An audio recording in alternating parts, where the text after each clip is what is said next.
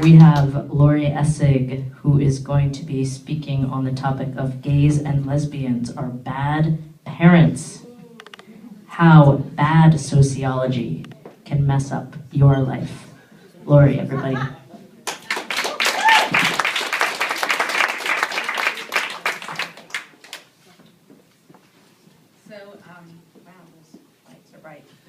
So not only can bad sociology mess up your life, but I'm a bad sociologist tonight, and I messed up the presentation because my notes are on my PowerPoint, so I have to wing it. I'm a sociologist, and mostly I think sociology doesn't matter, right?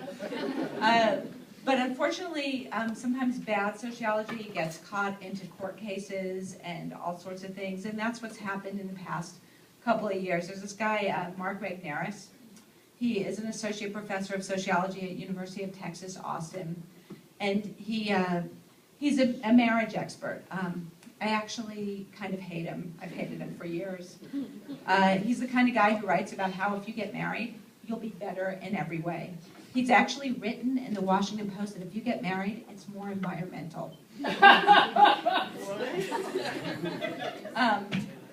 I've written against him in a few places, but last year he published a piece in Social Science Research, and in the piece Social Science Research is a peer-reviewed academic journal and carries a lot of weight legally. And in the piece he used a statistical data set to show that the adult children of gays and lesbians are more likely to be depressed, alcoholic, unemployed, and unmarried, among other things. He actually had a measure of 40 different emotional measures of success, and the adult children of gays and lesbians failed on most of them. So, next slide. We all know statistics don't lie, or maybe they do. Maybe there are lies, damn lies, in statistics, as Disraeli said. So here's what Regnerus did in the study. He said, he had this big data set. It was about 12,000 people. That's a lot. That's statistically valid, as they say. And so what he said is, these were all adults, and he said, are your parents divorced or married? And so if they said divorced, he put them over here, and married over here. And then in divorced, he created subsets, and he said, have your parents ever had a relationship with someone of the same sex? That was the question. Yes or no? There was no question of length of relationship. It could have been a one-night stand. It could have been a 20-year marriage. That wasn't important. It wasn't important whether you lived with those parents or not.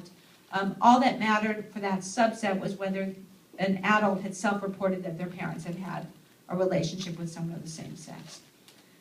And then he said, gee, you know what? Those kids, those adult children of the divorced parents who had sex with someone of the same sex, they are not doing as well as the adults with always married parents.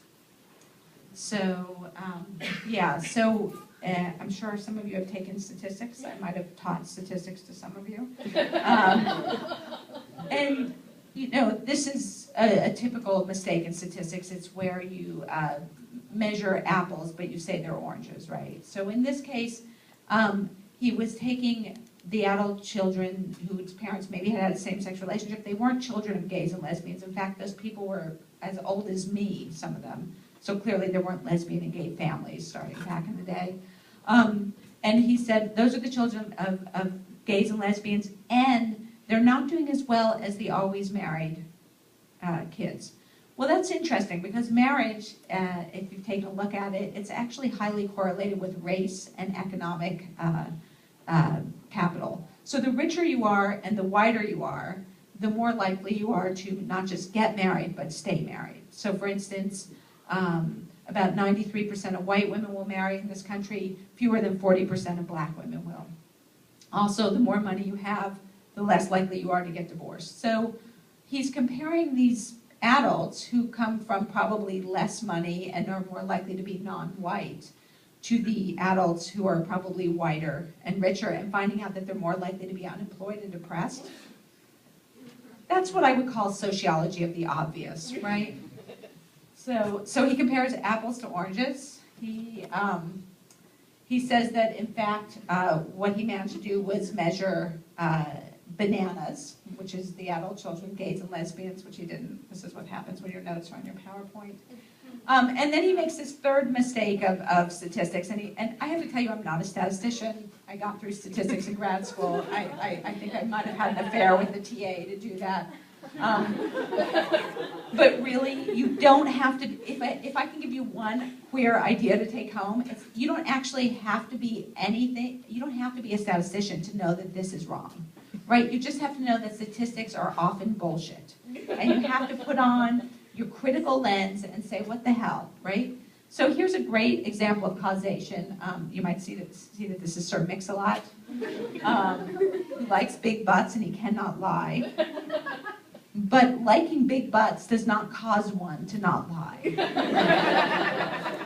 So this is a typical mistake in statistics, right? I mean, another example is, I would like to marry someone rich. That's kind of been a life's goal. There are more people who live in the hill section of Burlington, so ergo, if I move to the hill section of Burlington, I'll marry someone rich, right? I mean, this is typical bad statistics, right? And that's what he's done. He says their parents had a same-sex relationship, and he in fact calls them gay and lesbian parents. They're more depressed and alcoholic and unemployed, therefore their parents' gay or lesbian relationships caused that, right? Just like Sir Mix-a-Lot's liking big butts caused him not to lie. Now, the question for me as a sociologist and an academic is, how could this pass a peer-reviewed journal? So I didn't know what a peer-reviewed journal was, so I went to grad school, and really, who cares? But the reason you have to care is because in legal court cases, if it's peer-reviewed, it's considered science. And peer review actually means something in that it has legal weight. And so this is how it works. When you have a peer review, you submit an article. I have to tell you, I never do peer-reviewed journals anymore, not since I got tenure, because it takes up to 2 or 3 years to get an article published in this way. You can write a book in the same amount of time because you submit the article. The editor is meant to find 3 external reviewers who have no relationship to you or the data, right? Those reviewers take anywhere from 6 months to a year to review the article, and then they send it back. They say, well, rejected, or revise and resubmit, which is pretty common, or accept as is. Let me tell you that accept as is almost never happens. And so then it's published. The journal that it was published in generally takes about 12 months for the process beginning to end.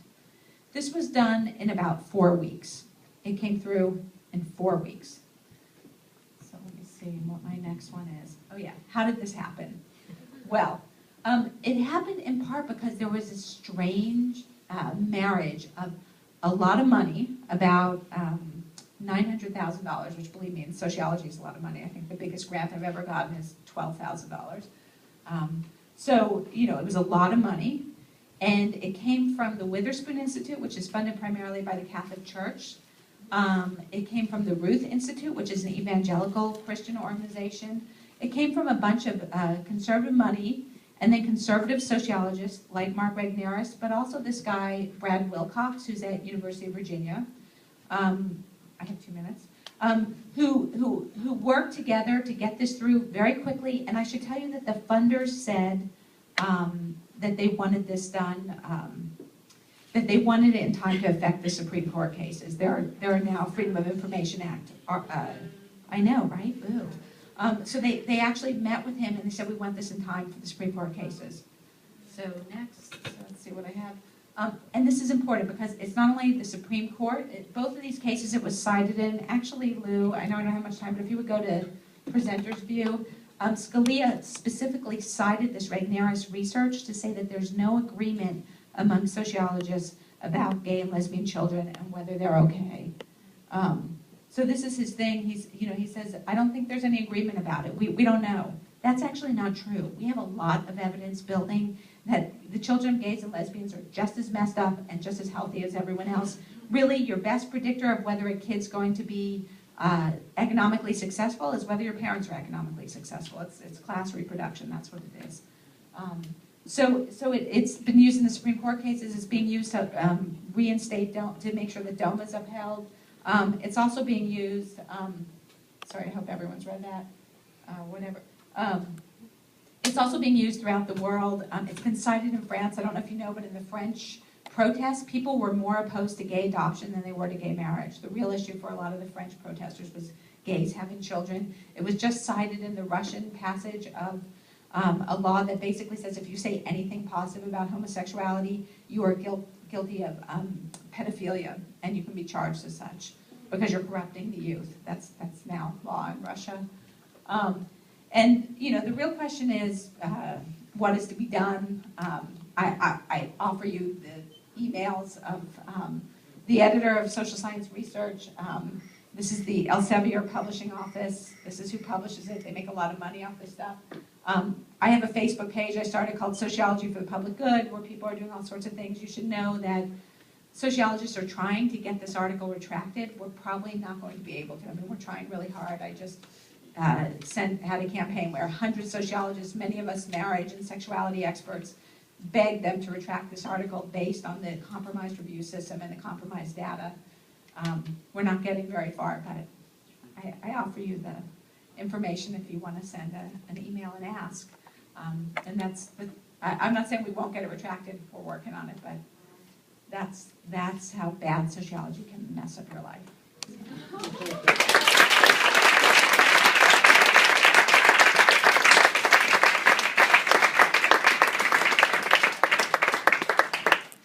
Thanks, Laurie. Thank you. This is pretty essential for us to pay attention to.